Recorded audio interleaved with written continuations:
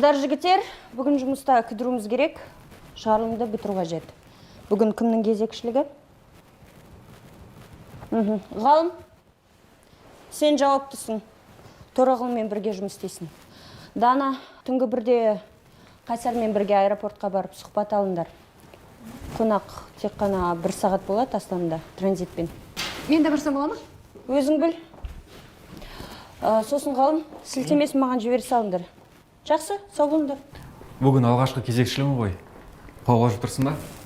Жоқ, болжуым керек пе? 2000 жылдары бір журналист қыз болған, осы жерде сюжет түсірем деген. Ол жылдары бұл ғимарат енді салынып бастаған болатын. Сол журналист қыз жоғалып кеткен. Адамдардың айтуы бойынша, осы күнге дейін сюжетін түсірем деп дәл іздеп жүреді. Шошып кеттің ба? Жоқ ешқандай журналист қыз. Білесің сенбе оған. Негіз оның бәрі ойдан шығарылған нәрсе. Сіз оны айтып берген? Жоқ. Төреғұл. Сен анау журналист қыздың елесі туралы оқиғаны естіп пе едің?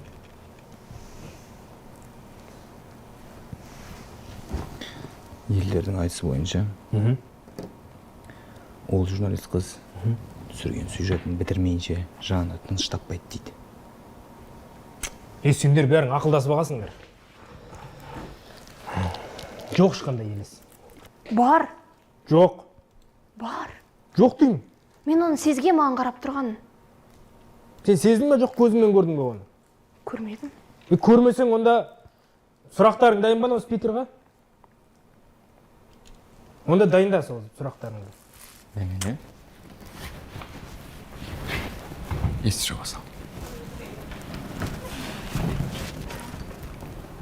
Ғалымды қорқытамыз ба? Қорқытайық, бірақ қалай? Бізге керегі үлкен ақмата, жіп пен грим.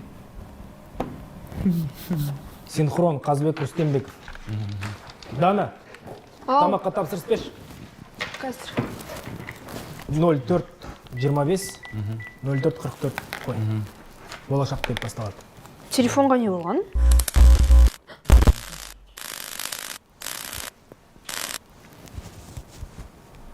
Журналист қыз. Қайдағы журналист? Неме сендер? Тамақ не болды? Қыз тапсырыс берем. 6 құймақ, шоколад қосылған, киви мен банан. Одан кейін өзім барғаннан кейін көрем. Жарайды. Бірақ. Сол Асылбектің өзіне айтасың ғой. Асылбек келген кезде бер жесінде. Не, қорққан жоқ па не? Тіпті байқағанда жоқ. Бір амалын табармыз. Менде бір ой бар. Әзіліміз іске аспады. Бірақ біз жаңасын ойластырдық. Осы жолы сәтті өту керек.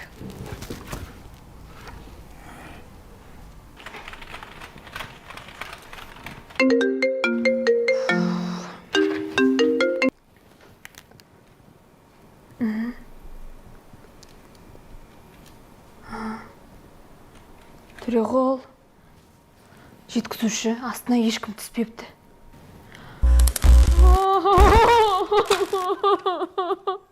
Мен қорқам. Мен тамақ ішпеймін. Ішесің, жүр. Түсеміз астыға, ғалымды құтқару керек. Дәмелі Қайсар!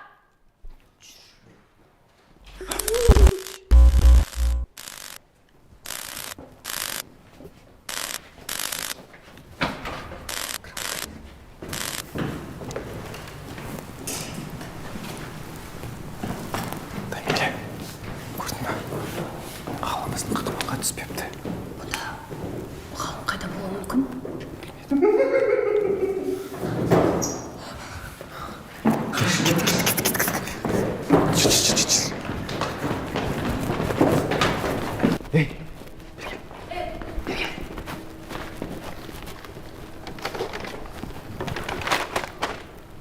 Перевод.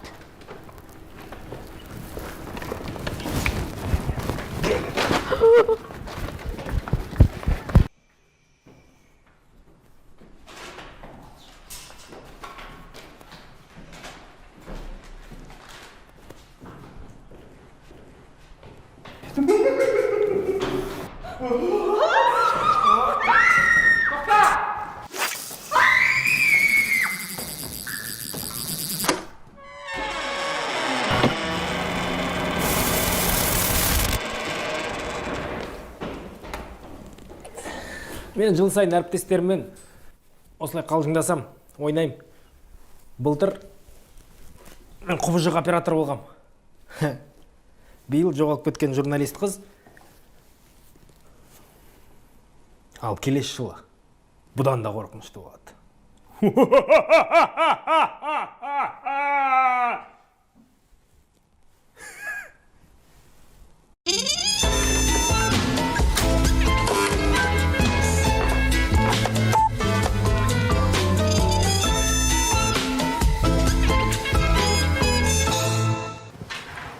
Так, Гала, надо срочно кого-то из свободных отправить на форум инновационных стартапов. Там небольшой сюжет отснять надо.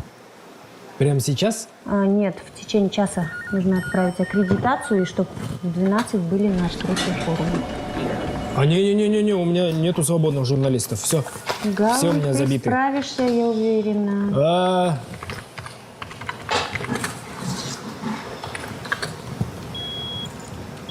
Толя, ты сейчас чем занят? Расшифровка? Расшифровкой.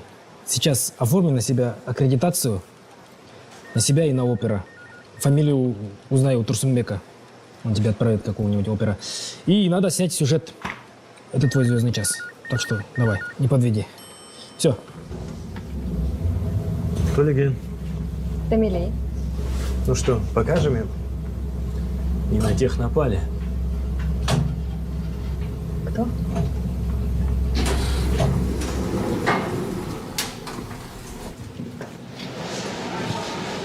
Здравствуйте. Здравствуйте. Пожалуйста, ваше удостоверение.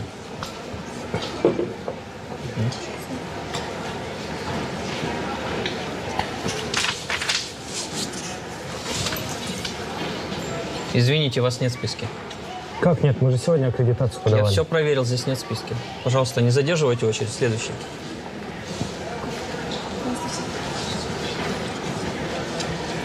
Наверное, надо позвонить Гульнаре. Я вроде скинул аккредитацию. Гульнара Маратовна душу мою съест.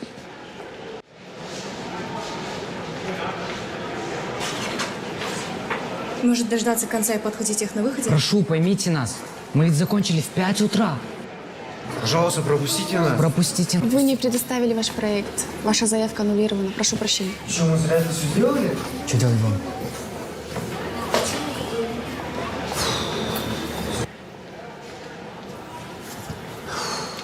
Привет, меня зовут Толиген, это Дамилей. Здрасте. Мы с телевидения. Не хотите дать пару комментариев по поводу вашего проекта? А зачем? Мы ведь больше не участники форума. Ну, вся страна увидит зато ваш проект, и, может быть, найдутся инвесторы. Как скажете? Это наш новый проект «Биотопливо». Единственная цель, которая нас вдохновила, это дать всему человечеству бесценную чистую энергию, дабы изменить мир к лучшему. А это наш новый проект нового биотоплива, которое в силах обеспечивать весь город. Да, все нормально.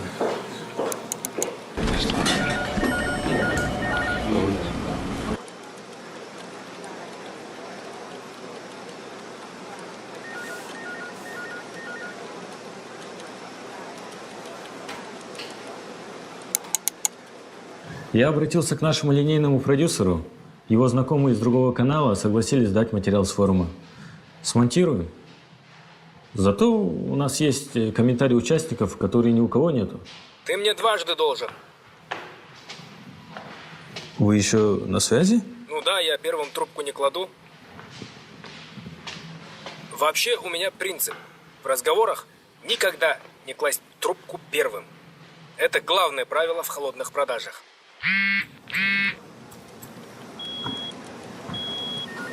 Толиген, пойдем к шефу.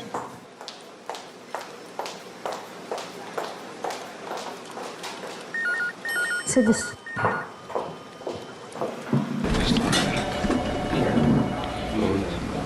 Төлеген.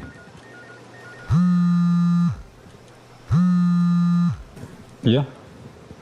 Иә, Алима түстен кейін Алтынайдың барлық құжаттарын дайындатып фаризадан беріп жіберетін бол. Кешіктірмей бүгін қалдырмай әкеліп тастайтын болсын. Төлеген. Шеф, можно? Надо лампы поменять на новые галогенные. Он хорошо распределяет свет. Турсунбек, давай, пожалуйста, не сейчас. Давайте попозже обсудим. Гүлнар Маратовна, здравствуйте. Здрасте. До свидания. Не люблю, когда казнь отсрочивают. Тулиген, нужны контакты той группы студентов из твоего сюжета. Тут местные меценаты заинтересовались их проектом. Они планируют их отправить на форум международный по инновациям. Ну, сам как понимаешь, надо доработать этот сюжет. Хорошо. Это все? Да, можете идти.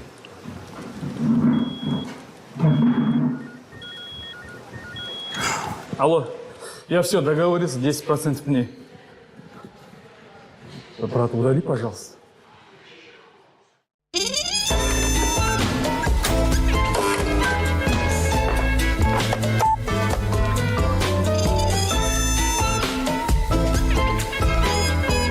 Композиция ұнап тұр.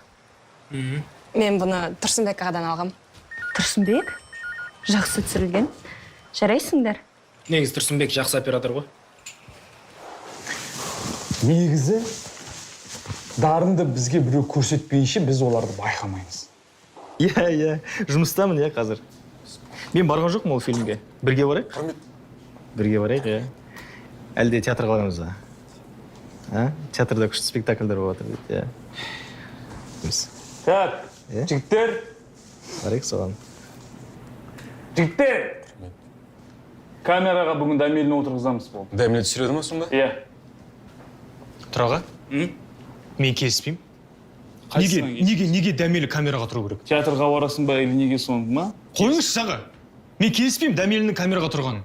Ол әлі тәлімгер. Ал мен болсам, бас оператордың орынбасарымын. Вот бас оператордың орынбасары телефонмен сөйлесуге саған көп уақыт болады. Сол үшін Дамеліні қоямыз. Қойыңыз шаға, қайдағы телефон? Сіз мысалы қазір Дәмеліні екінші камераға қоясыз. Сосын не болмақ? Сосын сенің орныңа бірінші камераға тұрады. Сосын не болмақ? Сосын ол менің орынбасарым болады. Сосын не болмақ? Сосын сен сияқты телефонмен сөйлесем жүреді да сол. Тұраға, Дамелі менің камерама тұрсын. Дамелі өзі дарынды қыз. Оған камера бермеудің өзі обал. Тұраға, мен келіспеймін. Сонда иерархия қайда қалды? Иерархия бізде жоқ. Қайсар! Қайсар?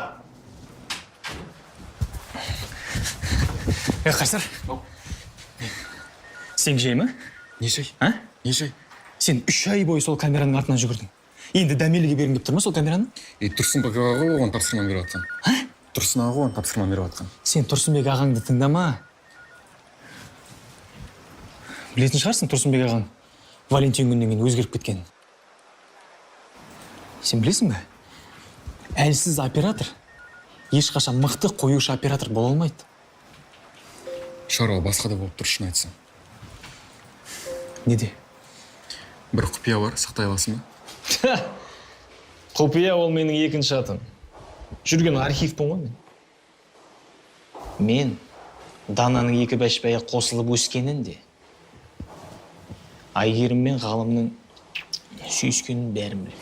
Не айтты дейсіздер? Өтірік бәрі. Вообще. Менің башпайларым тура сіздердікіндей. Неге мен сені ашық аяқ киіммен көрмедім? А сен өзің ғалыммен не көріп жүрсің сол кездері? Не? Мен? Шықпай. Ғалыммен? Сен? Қайдағыны айтпандыр өтірік бұл? Өтірік. 2017 жылғы корпоратив. Болды ғой? Болды. Бірақ мен қазір үйленгім. Нема? Дәмелі саған қашандан бері ұнап жүр? Бізді флешкамен құтқарған кезден бастап. Флешкамен құтқарған кезде? Panasonic жақыннан түсіреді. Ал Sony'дің ішіндегі іш құрылысы функциясы бәрі андай автоматты түрде сеті не істеліп қойған. Білмеймін Sony Ол камераларға қызығады екен.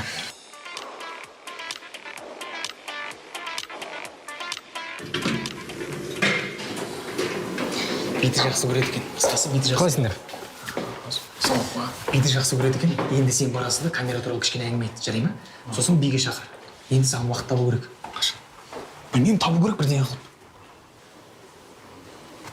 Қайсар Дамелді кездесуге шақыр. Құпия жетпісі келістік қой енді. Енді шақырмайсың ба? Ұялып жатырмын. Қорқып тұр ғой. Қорқатын несі бар? Барасың. Қолынан аласың. Шақырасың. Оңай болса көрсетіңізші. Дамели, кешір өтінем. Не істеп отыр? Сен Қайсар деген жігіт. Кездесуге Неге айтып отыр енді? Мүмкін көрерсің тағы да бір. Жарайды енді.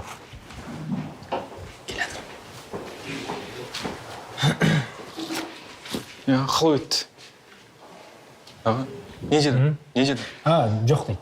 Қалайша жоқ? Оңай дедісің. Айтып тұрсың ба қайда? Жақсы ше. Қонағымыз дайын. Сендер болдыңдар ма? Дайын ба? Иә. Дайын, бізде дайын. Свет бәрін. Иә. Қайсар. Ау. Так. Дамелге айттың ба? Жоқ. Шеф! Түсінбедім. Айтқан жоқпын әлі. Неге айтпадың әлі? Бар, тез, айт! Мақұл. Бар, тез. Иә, түсіндім.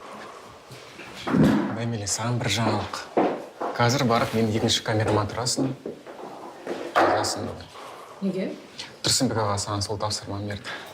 Камерада? Иә. Иә, рас. Бар. Сәттілік. Оның еш қатысы жоқ. Ешкіммен кездескім келмейді. Тіпті кездесулерге де барғым келмейді. Қайсар жақсы жігіт, ода бәрі жақсы болады. Мен жақсы жігіт дедім ба? Солай шығар.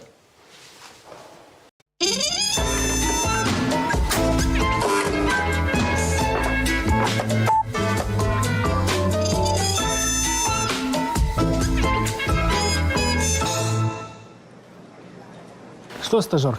Опять что-то не получается, да? Я уже не стажер. Нет, ты стажер. И ты будешь стажером до тех пор, пока не придет новый стажер. Так, ребята, у меня есть хорошая новость. Сюжет, который снял Толиген с Дамели, попал в список номинантов Golden Dove. Ух ты! Точно. Круто! Международная премия журналистов Golden Dove. Я как Иманбек на Грэмми, только в сфере журналистики. Обязательно обмыть. Насчет финансов не переживай, все же с меня. Ребята, внимание! Сегодня у моего ученика важный день. Голден получил Дав. Вот. И, как говорится, птенчик стал орлом. Может, вот так вот сделать. Вот. И приглашает он, собственно, нас на праздничный обед. Толиген, еще раз искренне поздравляю. Надеемся на твою победу. И на этом фоне будет куча звонков от других журналистов, но первое эксклюзивное интервью ты должен дать нам. Хорошо? А можно я зайду? Толиген, мне кажется, первое интервью ты должен дать более опытному специалисту. Сами решайте, хорошо? Не то, чтобы я тебе не доверяю, просто я в этой сфере уже как лет 6, поэтому мне ты Ровно в можешь 14:00, девочки. доверять. В 14:00. 14:00. Толиген, расскажите о ребятах, о которых вы снимали сюжет, о их проекте. Но эти молодые люди, они очень талантливые. И, что самое важное, у них есть большие амбиции. Можно стоп? Стоп. Все нормально? Айгири, мне кажется, ты задаешь не те вопросы. Не те? Как не те? Ну, понимаешь, ты должна спрашивать о том, как я нашел этих ребят, в первую очередь. Как я додумал этот сюжет. Как они стали знаменитыми, как я сделал их знаменитыми.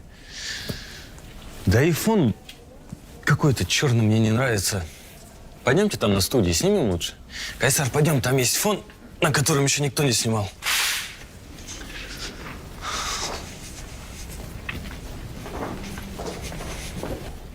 Готовы, да?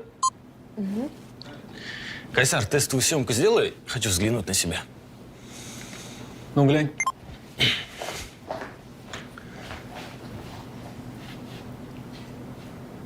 Стул подвинь правее. Давай. К зеркалу подвинь. Достаточно? Ага. Нет, ты это видел? Это как бы мой сюжет. Я понимаю, его номинировали на Golden Dove, но это все-таки мой сюжет, мой. Да, нам кажется, что Толигин слегка зазвездился. Так? Начнем? Да, начнем. Толиген, расскажите, как вы пришли к такому сюжету? Айгерим, может, обойдемся без вопросов? Я сам расскажу все, что надо для сюжета. М? Может, мне еще сходить кофе принести? Я бы не отказался. Хотя ты лучше оставайся. Если что, поправлять где-то будешь. Да, мы очень долго искали ребят для сюжета. И получилось отлично, но это не первый, не последний сюжет. Тарелки для тортов. Тарелочки можно. Кажется, наш стажер зазвездился. Ну да, это же Golden Dove. Я бы тоже звездилась. Не знаю. Шей, Толиген, ждут. Сори, тут отвлекают. Тебя там ждут. Сори. Ну, давайте созвонимся позже, я вам перезвоню. Все. Так. Сори, что заставил ждать. Давайте я скажу пару слов. Давай. Недолго, да. Я не особо силен в тостах, конечно. Не умею я говорить тосты. Вот. Когда вот за мной закрепили стажера, если честно сказать, мне не особо-то нравилось это. Да, ну, это был какой-то дополнительный балласт. Знакомые чувства. Да. Но я нашел в себе силы все-таки просветить его в журналистские азы. Вообще-то красный диплом у меня. Думает, красный диплом что-то решает. Вот. Помните, какой он был? Зелененький, мелкий, ничего не знал. Вот все-таки, можно сказать, одной ногой он уже с нами. Но для меня он все-таки остается зелененьким, маленьким стажером. Слушай, Галан, веди себя серьезнее, я тебе не стажер. Тебе 35 лет. Ты сам чего добился? Как работаешь тут администратором, так и будешь работать. Вот оно что. Говорила же, зазвездился. Да, шеф, все готово. Да, только осталось перекинуть видео на флешку и цифры, да. Аппетит испортился.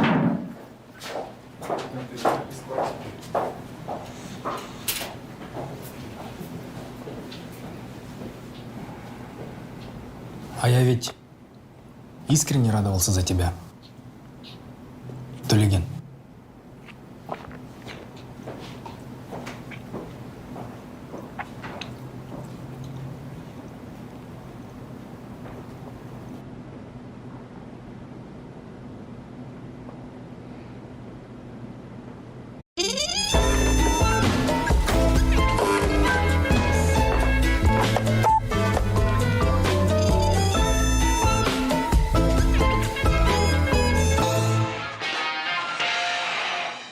Енді бұл әркімнің басында болатын жағдай. Белгілі бір сәтте адам өзінің тағдыры жайлы ойлана бастайды.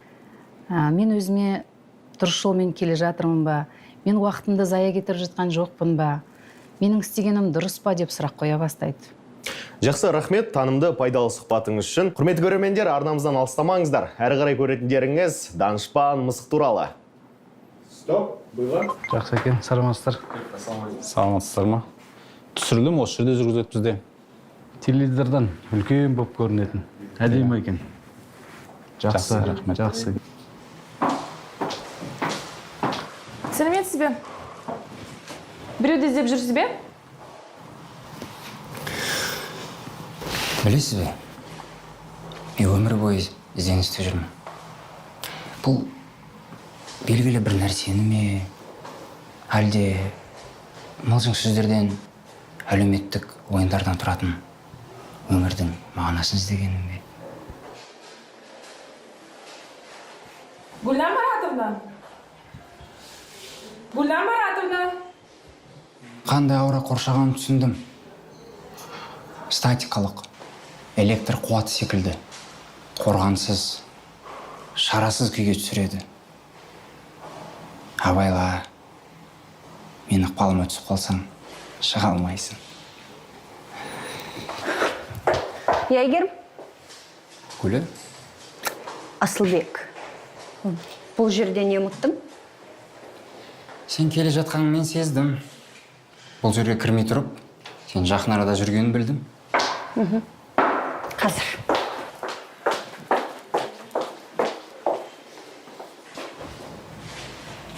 Айтарым жоқ. Гуля, кешіру ол даналық. Сен әр таңды даналықпен қарсы алатыныңды білемін. Асылбек, біз бәрін ақылға салып, шешім қабылдаған ересек адамбыз. Мазамды алмашы. Гуля, күнім-ей. Гүлнар Маратқызы актерлардан атыпты ғой? Иә, дәл солай. Енді операторларға көшкен-ау деймін.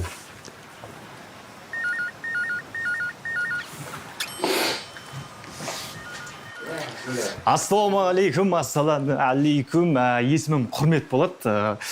Мен бас оператордың орынбасары боламын. Басекең басқа қалаға кетіп қалғаннан кейін қазір орынбасар мен болып отырмын. Сіз актерсіз бе дейсіз? Түріңізге қарасам актер сияқтысыз, күшті кино алғансыз кәдімгідей. Қандай киноларға түсесіз? Сіз көрмегенсіз бе? Американский киноларға түсетін шығарсыз, түріңіз сондай болып тұр да. Жоға, ондай Басекең ондай әңгіме айтқан жоқ маған. Гүлнара Маратовна көз қараңды салып жүр, анау деген. Ондай болған жоқ. Осының бәрін біздің жігіттер өз қолдарымен істеді. Әдемі, жақсы жасапсыздар. Жақсы. Жүріңіз. Біздің дәмелі. Дәмелі, сәлематсың ба? Құттықтаймын. Рахмет. Сіздің сюжетіңіз бізге өте қатты ұнады. Сіз кино факультетін бітірдіңіз ғой? Иә. Ендеше ұсынысым бар. Біздің ассистентіміз Италияға кеткен, соның орынбасары қалай қарайсың? Әрине, керемет болар еді. Ендеше мен сізге мына визиткамды берейін. Кішкене алынбай жатыр, ештеңе алмайды. Екеңіз. Рахмет. Сізді. Аха, міндетті түрде. Білесің ба, Гуля? Кешегі күн мен ертеңгі күннің айырмашылығы жоқ. Олардың айырмашылығы елес секілді. Асыл, менің күзетті шақырғанымды қалап тұрсың ба? Брат, неме? Мен жаңа сіздің қандай киноға түскеніңізді сұрамаппын да? Мен кином қарапайым көзге арналмаған. Мен кином медитативті, терең мағыналы кино. Ал енді мен өмірлік махаббатмен әңгімелесем болады ма? Жоқ. Не жоқ? Сен қарсысың ба? Гүлнара Маратовнаның жұмысы көп сияқты, солай ма? Жұмысыңыз көп сияқты деймін. Иә, көп. Асылбек Әкімбекұлы, түсірілім уақыты кейінге ауыстырылып, сондықтан кетуіміз керек. Қош бол, Гуля. Мүмкін тағдыр бізді қосар? Мүмкін қоспас.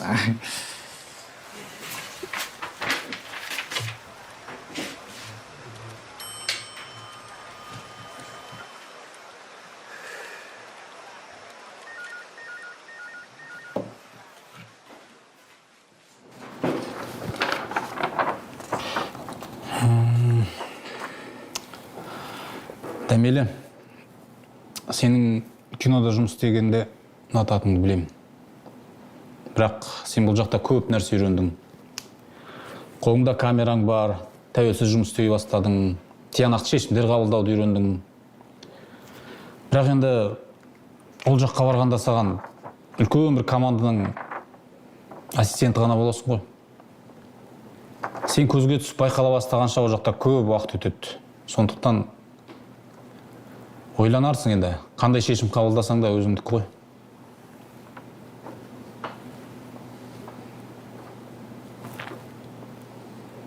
Рахмет.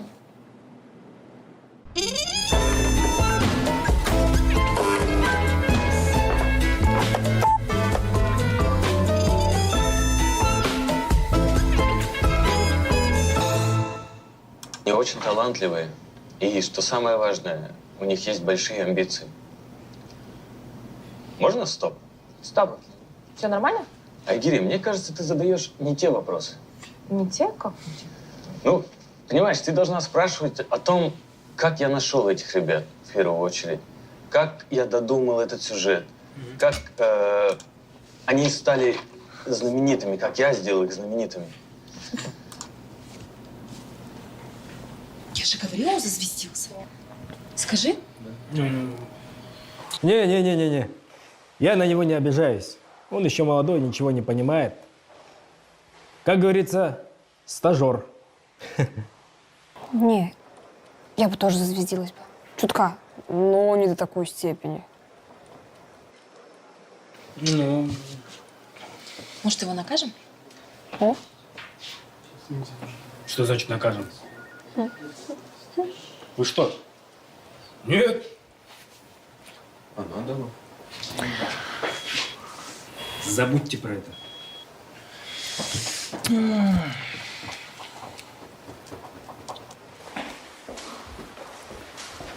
Думал, не успею, а кассовые даже не начинали еще. Где все?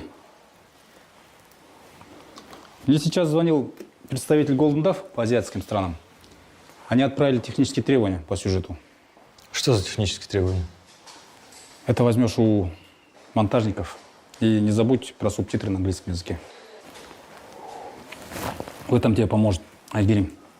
Ладно, еще раз поздравляю, желаю удачи.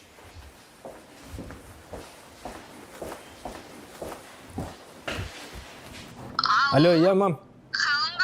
Жақсы, өздерің қалайсыздар? Бізде де бәрі жақсы. Ауыл жаққа келмей қалдың ғой. Я, не... Бізде қазір новый сезон, и работы много.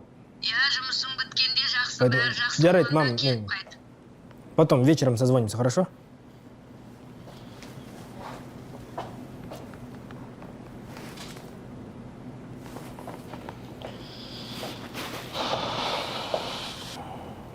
Девять лет меня не было дома. Просто я обещал себе, пока не добьюсь успеха и не покорю этот город, в аул я не поеду. И вот прошло 9 лет. Вы знаете, Тулиген прав. Мне 34, а за спиной ничего нет. И на родину я поеду еще не скоро. Читаю перевод. Видео должно быть кодировано в формате DCP, 50 MB, Sec QuickTime, MPEG Media File, профайл 4.2.2, формат кадр 16:2, разрешение Full HD, 50 кадров, 24 кадра в секунду, видеофайл Counter DCP. Это тех требований от Golden Duff. Язык можно сломать. Жандар, выручи, ты же в этом разбираешься?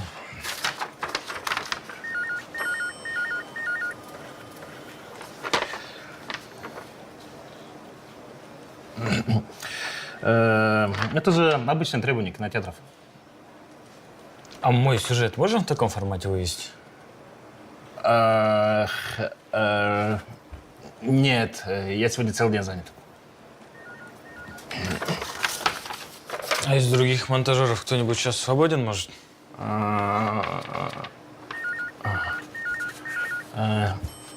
Все загружены, все заняты. Окей.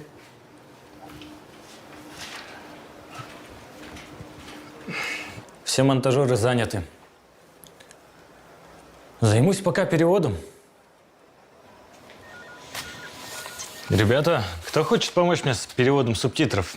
С меня шоколадка.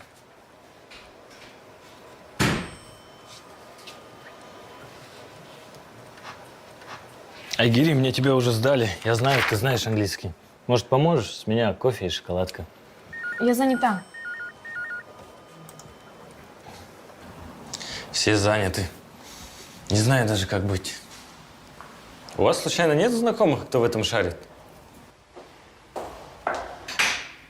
Тулиген, ой, можно тебя? Прямо сейчас? Да, можно срочно.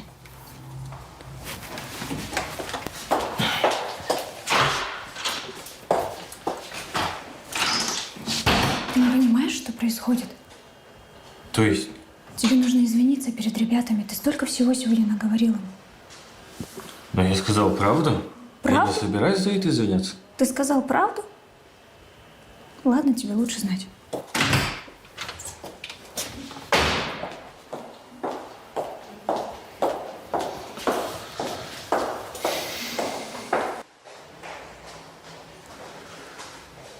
Походу, эта история будет называться Как я упустил Golden Dove.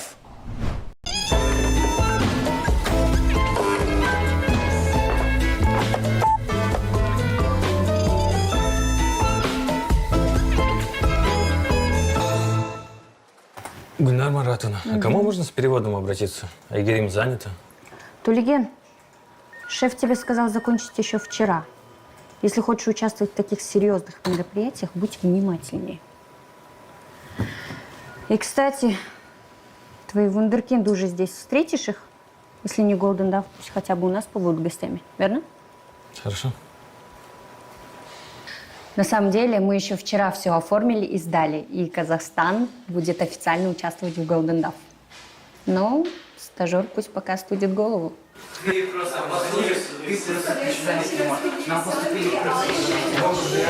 Ребята, тише, тише, тише, Ребята, съемка тише, идет, проходите. тише. Туда, проходите. Да, встаньте, пожалуйста. Там съемка идет, чуть тише. Вы следующий. Это вообще 14 сразу.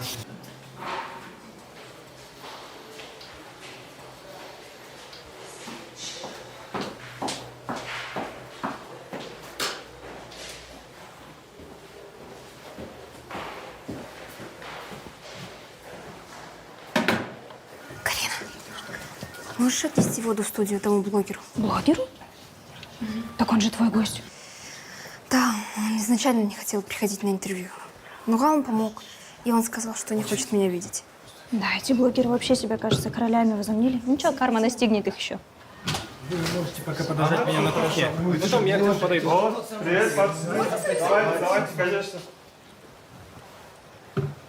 Все, давай. Да, я блогер. Кто ведет мой блог? Я сам. Потому что что? Потому что я блогер. Йоу, это типа интервью без купюр, да?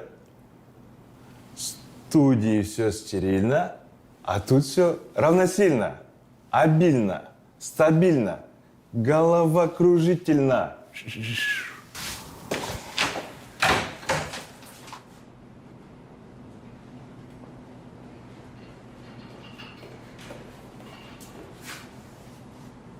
Журналисты, вокруг одни журналисты. Так, о, привет, как дела? Здравствуйте. Как тебя звать? Дана. Друзья, познакомьтесь, это Дана, пример некомпетентного журналиста, навыки которого настолько отточены, что всю работу приходится выполнять ее старшим товарищам за нее. Эй, перестань так говорить. Дана занимается настоящим делом, в отличие от тебя, который только и может языком трепать. Ребят, вы чего? Я шутки шучу. У меня контент такой, понимаешь? Не распространяй свой контент на профессионалов. Слушай, будь в этой студии профессионалы, давно мы перестали работать на каналы. То, чем вы здесь занимаетесь, это фальшь, которую тяжело назвать настоящей журналистикой. Уважаемый блогер, покиньте помещение кухни, а затем и всей студии. А вот и ваш экземпляр договора на использование лица и рекламы. И имени вашего в кадре. Имени моего в кадре. Все в порядке? Да, все хорошо, бро. Рахмет. Ага. Пойдемте, я вас провожу. У нас же все нормально? Салют трудящимся. Какой неприятный молодой человек. Тяжело вынести второго меня, да? Тулиген, пойдем, только тебя ждем. Тулиген, спасибо. Сегодня у нас в гостях юные изобретатели, герои нашумевшего ролика, дети-вундеркинды. Добро пожаловать, ребята! Также хочу поделиться новостью. Объявлены номинанты на международную премию Golden Dove. В списке есть сюжет, который снимали наши сотрудники Tango Fresh. Давайте встретим бурными аплодисментами нашего журналиста Тулигена Жабаева. Тулиген, прошу. Поздравляем. Поздравляем. Тулиген, как вы себя чувствуете после открытия таких талантов? Вы ведь инициаторы этого сюжета. Вообще, каково быть первооткрывателем юных талантов? Знаете, эти ребята, они талантливые очень, это безусловно. Но хотелось бы отметить людей, которые остаются за кадром, потому что часто мы забываем, что друг без друга нам не обойтись. как эти вот юные ребята, которые собрались вместе и сделали нечто гениальное. Также и в нашей работе друг без друга мы, никто. Поэтому хотелось бы лично отметить Галыму Наурызбекова, который с первых дней моего присутствия тут был моим наставником. Гульнару Маратовну, самого объективного шеф-редактора. Дамили Исабекову, которая непосредственно сняла весь этот сюжет как оператор. Ну и в целом, хотелось бы сказать, что каждый из вас был для меня учителем. И все мы частички нашего общего дела.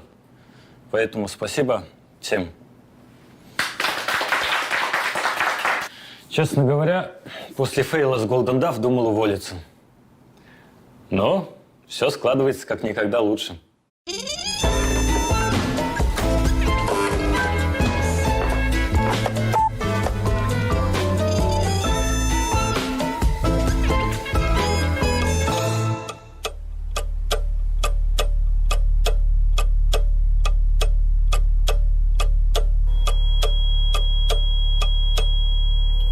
Әке, ана, мен үйленемін.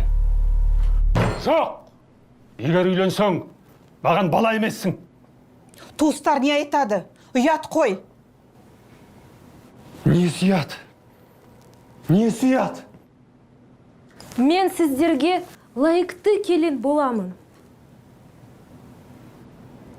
Стоп! Даке, кеттің көрейік. Маған бас тарта алмайтын ұсыныс жасады. Мені кинода жұмыс істеуге шақырды.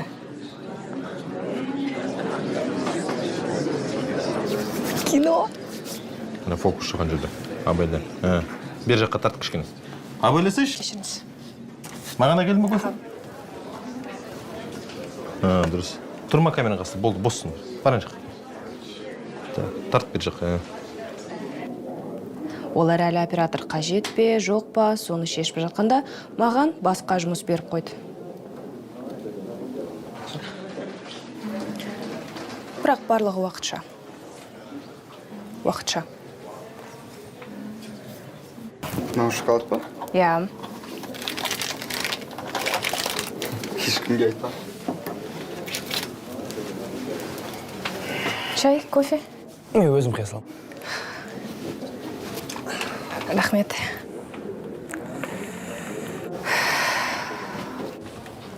Крафтпен жұмыс істеу сенікі емес сияқты. Мен оператормын. Крафтта тұруым уақытша.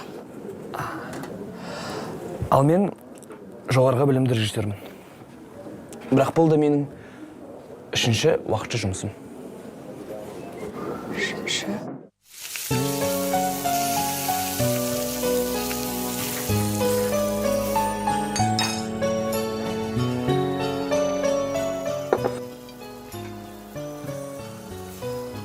Балфысақтарың онша болмады ғой. Сен ешқашанда келін бола алмайсың. Жоқ! Бұл уақытша. Мен келін боламын. Ана қыз кіргенде, әже свет түспей жатыр да бізге. Сосын фокуста болмайды бер жерде. Бер жаққа тартып. Кешіріңіз, менің жұмысым туралы сіз Тұра тұршы, қазір емес дедің ғой. Жақсы онда, мен кеттім. О, не? Операторлар департаментіне барғысы келеді. Сенде орын бар емес пе? Менің командамда қыздар керек емес. Бұдан мен өткенмін. Құршы, қолынан не келетін? Қош, тәке ескі досына қиянат жасау үшін шақырған ғой. Сосын крафт не саламын. Там бер жаққа тартайық.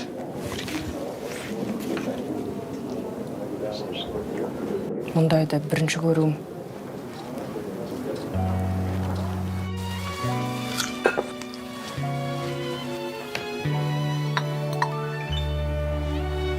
Сен барлық мүмкіндікті пайдаланып, көп еңбек жасап, біздің барлығымызға келін болуыңа дәлелдедің.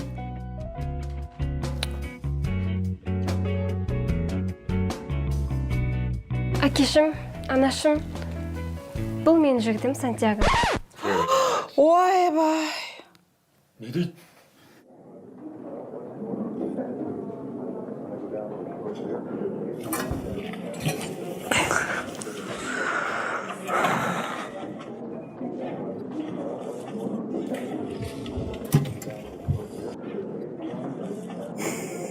Неге моя отырсың?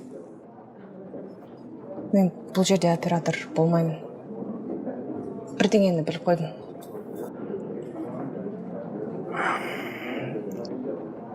Ал бұрынғы жұмысың ше? Ол жерде сені бағаласа мүмкін қайта барып көресің.